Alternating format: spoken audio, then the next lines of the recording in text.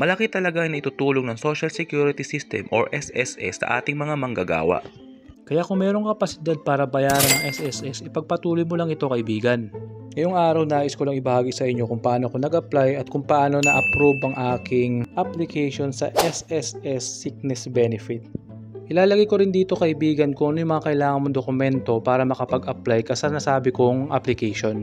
Pero kung bago ka lang sa aking channel, huwag mo kakalimutang i-like at i-subscribe mo itong aking channel. Malaking tulong ito para mag-grow pa ang ating channel at makatulong pa tayo sa ibang tao. Kaibigan, ang ating channel ay mamimigay ng GCash giveaway na 1,000 pesos. Sabihin mo lang kung bakit ikaw dapat manalo at kailangan nakasubscribe sa aking channel. Ang SSS ay nagbibigay sa atin ng Social Security Protection, lalong-lalo na sa mga manggagawa na nasa pribadong sektor.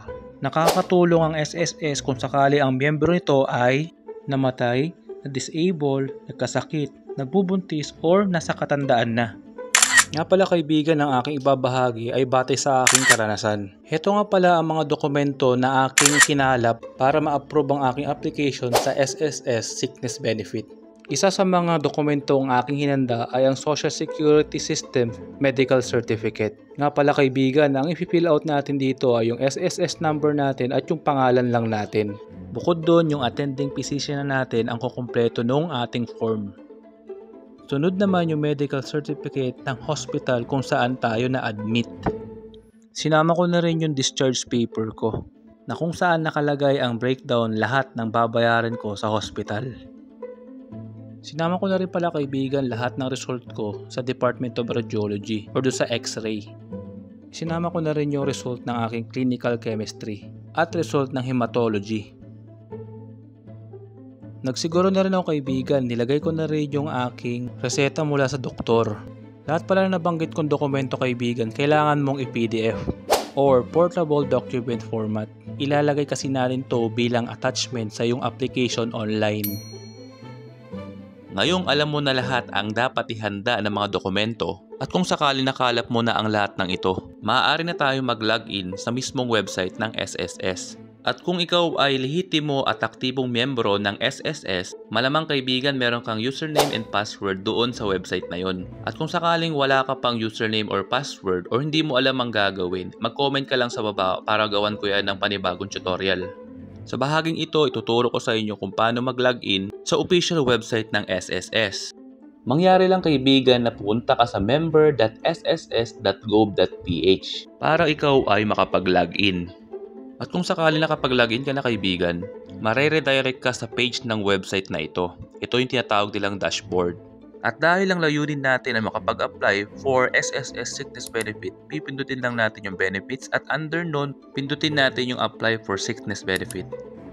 Pagkatapos nito, mare-redirect ka na naman sa panibagong page. Ito ay tinatawag na sickness benefit application na kung saan kailangan mo i-fill out, kaibigan. At kung sakaling tapos ka na sa mga basic information, narito pala yung mga important reminders na dapat mong malaman sa pag-apply dito sa ating sickness benefit. Una, please ensure that all your supporting documents are complete before you proceed to use the facility. Kung maalala mo, kaibigan, nailista natin yan doon pa lang sa unang parte ng ating video. At kung nakalap mo na ang lahat ng dokumento na to, wala kang magiging problema, kaibigan. Nag-attach na rin ako ng mga pictures na kung saan ako ay naging parte ng isang aksidente. Pangalawa, make sure that the above contact information with SSS is updated. If not, click here to update contact information. Sa case ko, mga kaibigan, pumunta ako sa mismong opisina ng SSS, pumunta muna ako doon sa information, then kumuha ako ng number until matawag ako doon sa mismong window. Nung nandun ako sa mismong window, kinausap ako ng staff kung kailangan bang i-update lahat ng information ko doon. Nga pala, kaibigan, in-access ko muna online yung aking contact information at in-edit ko muna doon or in-update ko bago pumunta sa SSS office. So bali, ang ginawa ko, binerify ko lang kung tama yung mga nailagay kong information doon sa mismong opisina nila para walang maging problema sa mga susunod na steps. Pangatlo, if qualified, proceeds of the sickness benefit will be deposited to your disbursement account. Hence, please ensure that your disbursement account name and SSS registered name are the same. If you have no record or disbursement account with SSS or you want to update, click here to update disbursement account. Sa case ko, mga kaibigan, nag-update ako or nag-apply muna ako sa isang bangko. Ang bangko na yon is Philippine National Bank or PNB. After ko mag-apply doon sa mismong PNB, yun yung ginamit kong account for this disbursement account. Para saan ba ito mga kaibigan? Gagamitin natin itong disbursement account sa pag-claim nitong ating SSS sickness benefit. At kung sa tingin mo kaibigan, lahat nitong tatlong reminder ay nagawa mo na, pwede mo lang pindutin yung proceed button.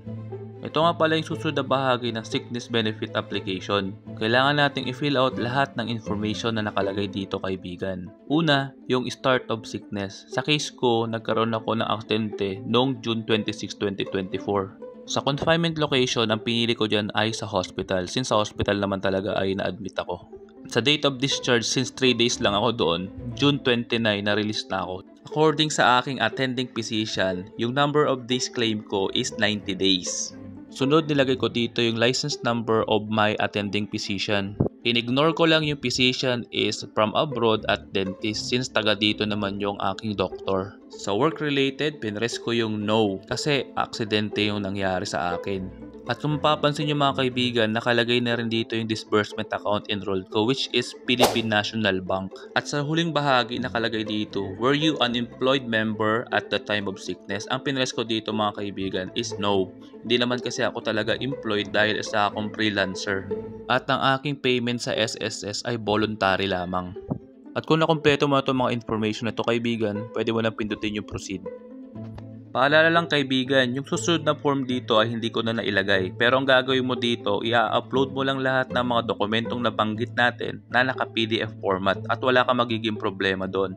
Ang nakikita mo sa screen natin, yung aking successful submission ng aking application for SSS Sickness Benefit. According to SSS, kapag successful yung submission mo ng iyong application, maghihintay ka ng 25 to 30 business days bago mo malaman kung approve or disapprove ang iyong application. Sa case ko kaibigan, masaya akong sabihin sa inyo na na-approve mong aking SSS Sickness Benefit. At na-transfer na rin yung pera na nagkakahalagang 12,150 sa PNB. So bali naghintay lang ako ng 20 plus days bago ko malaman na na-approve at na-transfer na yung pera sa aking disbursement account which is the Philippine National Bank. Nga pala kaibigan, ito yung actual footage kung saan ni-withdraw ko yung 12,150 from PNB. Sana makatulong sa inyo itong mga steps na ginawa ko para makapag-claim din kung sakali kayo ay nagkasakit or nakagkaroon kayo ng aksidente. So yun, masasabi kong naging successful yung application natin at na-approve yung ating SSS Sickness Benefit. Masasabi kong malaking bagay yung nabigay sa akin ng SSS na yun dahil kailangan ko rin din ng pambayad at pambili ng mga gamot. At kung may natutunan ka ngayong araw kaibigan, please like mo yung video natin, i-share mo na rin at mag-subscribe ka na rin sa channel natin para makagawa pa tayo ng mga makabuluhang content at makatulong pa tayo sa ating mga kapwa. Hanggang sa muli kaibigan, paalam!